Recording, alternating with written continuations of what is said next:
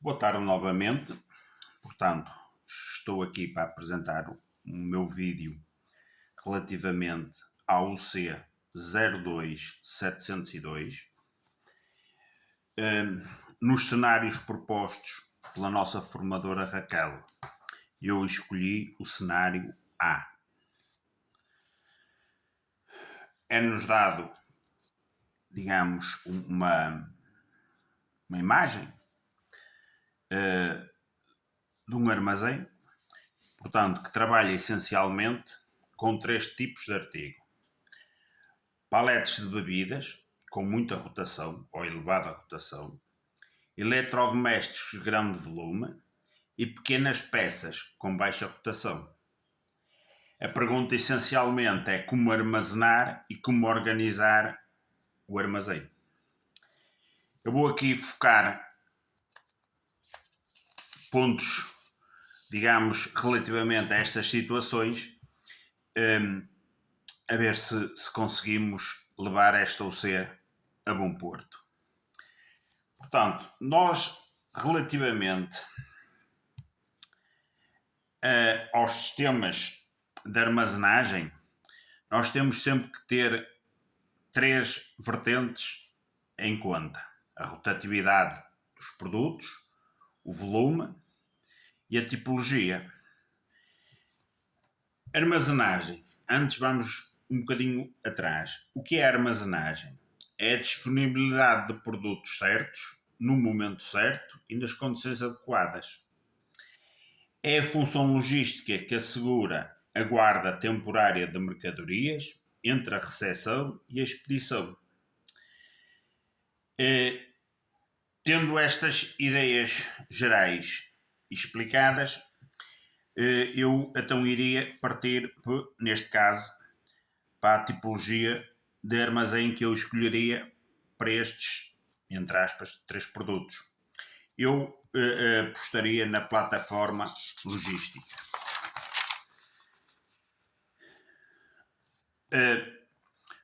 E, além da plataforma logística, eu também gostaria de aplicar um fluxo direcionado. A mercadoria num fluxo direcionado tem, portanto, um trajeto linear e contínuo desde a sua entrada até à sua expedição. Portanto, é aquilo que também se pode chamar um fluxo unidirecional. Isto funciona melhor se a nossa recepção e a nossa expedição estiverem em zonas opostas do armazém. Porquê? Porque assim temos, digamos, uma separação sem dúvidas entre os cais aonde chegam as mercadorias dos cais aonde saem as mercadorias. O fluxo direcionado também é positivo porque, em princípio, teremos menos deslocações, menos cruzamentos, maior segurança, maior produtividade também no picking, um layout fácil e fácil de aprender. O que é necessário para isto? Temos que ter um espaço suficiente, portanto, um espaço suficientemente grande e com a possibilidade de pôr os cais em zonas opostas. E uma coisa muito importante, que é o planeamento prévio do layout. Porque muitas vezes primeiro monta-se o armazém e depois é que se pensa.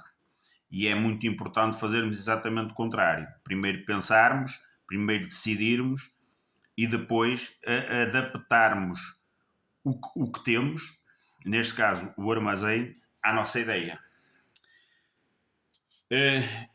Em relação ao nosso armazém, eu optaria pelo seguinte: as docas de recepção na extremidade nascente, as docas de expedição na extremidade poente e a zona central seria, neste caso, a zona de armazenagem. Também escolheria, se fosse possível, e eu estou, digamos, a estudar o processo para ser possível, um pé direito relativamente alto. à volta mais ou menos dos 8 metros. Os corredores também optava por serem bem largos, bem sinalizados, e as zonas técnicas de apoio serem, portanto, espaços que não estão englobados na parte de armazenagem, na parte central do armazém. Poderiam ser zonas anexas ou zonas de apoio que dariam perfeitamente para termos as zonas técnicas de apoio. Colocaria estantaria, porque derivado dos artigos que nós temos, acho que apesar de tudo ainda é a forma de podermos usar a nossa área disponível no armazém da forma mais racional. Um empilhador, portanto uma máquina de apoio, temos sempre que ver a altura que ela pode vir a trabalhar, se é suficiente, neste caso, na estantaria. Se às vezes não conseguíssemos com um empilhador dito normal, poderíamos também apostar num staker, porque em termos de altura é capaz de ser muito mais seguro em termos de posicionar e desposicionar as paletes a grande altura.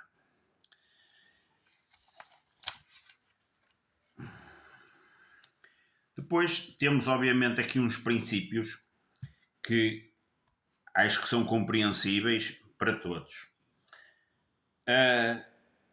Produtos com grande rotação têm que estar em zonas acessíveis, se possível próximo de locais de expedição. Claro que nós não podemos meter o armazém todo ou os artigos em armazém todos uns em cima dos outros na zona de armazenagem. Portanto, o mais próximo possível à zona de expedição.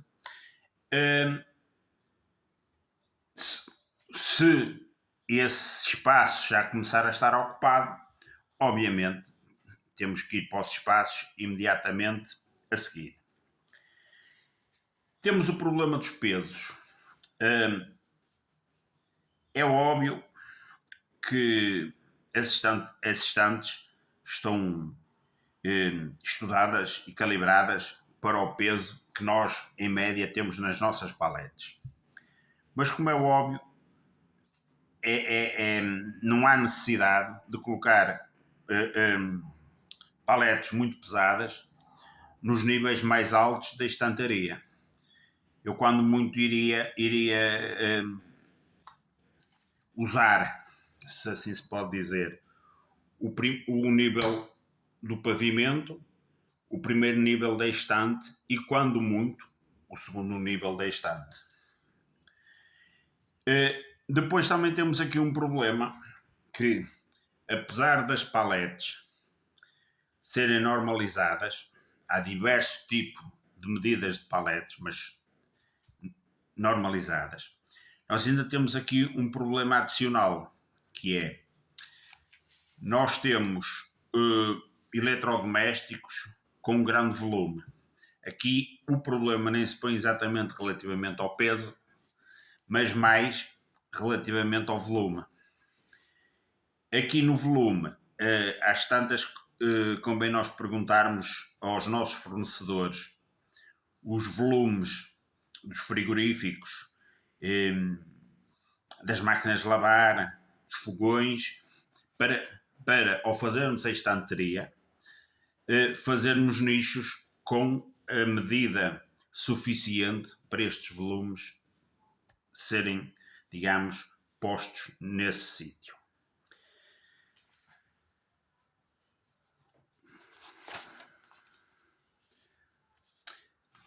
Também convém, portanto, nós temos equipamentos de apoio.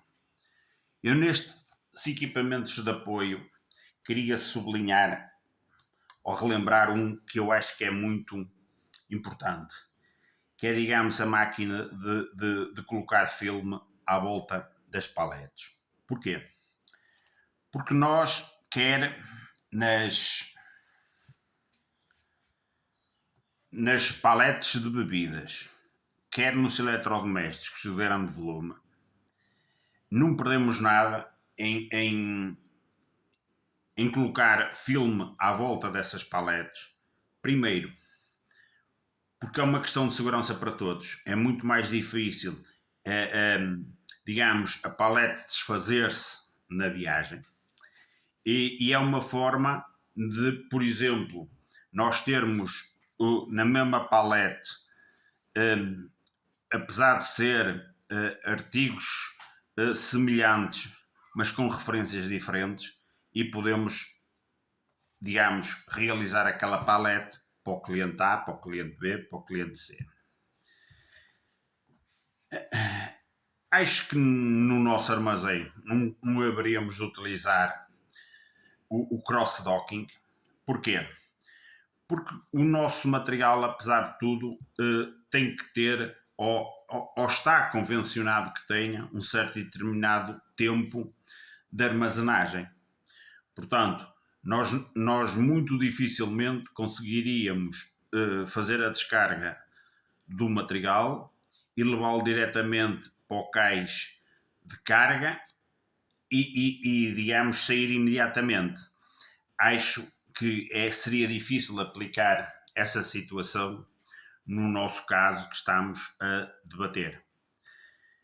Depois temos uma coisa que foge um bocadinho, digamos, a estas duas situações, às paletes de bebidas e aos eletrodomésticos de grande volume, que são as pequenas peças com baixa rotação.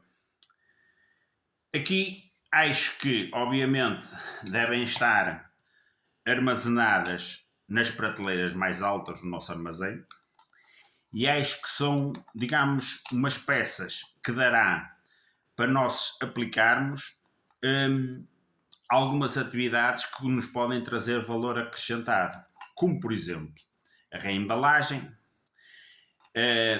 o kitting, que, portanto, traduz-se colocarmos, imaginemos, vários produtos até de artigos diferentes, com referências diferentes, numa única paleta ou numa única embalagem. E também podemos personalizar as necessidades dos nossos clientes. Podemos, digamos, nestas três atividades, podemos criar um valor acrescentado ao nosso trabalho. Eu também no nosso armazém iria adotar a arrumação fixa. Porquê? Porque nós não temos assim artigos de muitas categorias. Nós essencialmente trabalhamos com 3 tipos de artigos: paletes de bebidas, eletrodomésticos e pequenas peças, pequenas caixas de artigos variados. Portanto, eu acho que só teríamos a ganhar se colocássemos os artigos com uma arrumação fixa. Porquê? Porque a localização era estável, porque era mais fácil, entre aspas, a memorização das peças e dos artigos pelos operadores e depois, em caso de reposição, já nós, entre aspas, saberíamos o lugar aonde havíamos de colocar as peças que estavam a chegar. Depois eu propunha que sempre que possível fizéssemos a paletização dos nossos produtos. Porquê?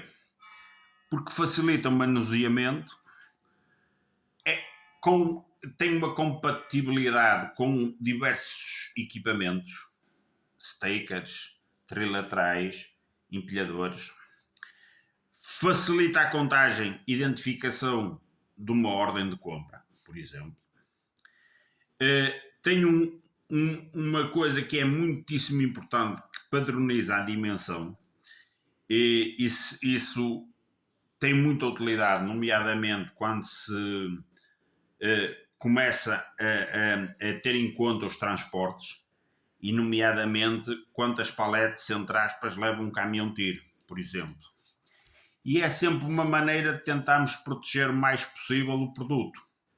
Aqui, queria relembrar sempre aquela situação de filmagem da palete. Eu acho que seria benéfico.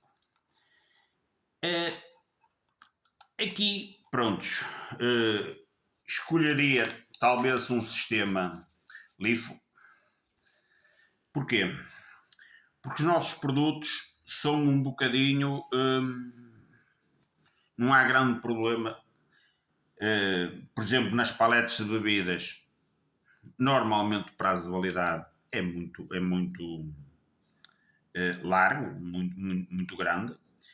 Os eletrodomésticos, o máximo que poderia acontecer seria entrarem, digamos, passar a moda e entrar um modelo mais moderno.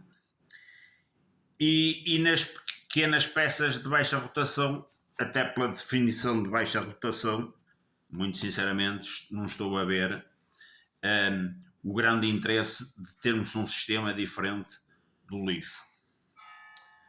Dito isto, eu gostava, se fosse possível, portanto, de atribuirmos, entre aspas, resumidamente, lugares aos nossos produtos.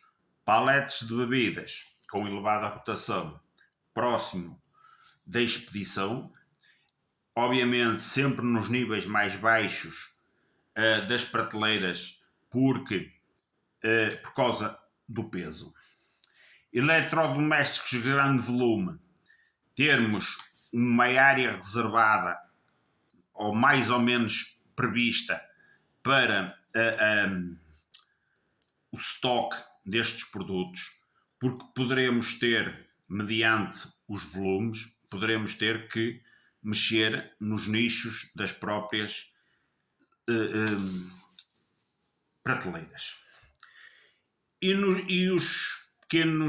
as pequenas peças de baixa rotação, muito sinceramente, eu colocaria isto nos níveis mais altos das nossas estantes, porque até pela baixa rotação não é necessário ir lá buscá-las todos os dias. Penso que com isto terei mais ou menos ido ao encontro do pedido. Boa tarde.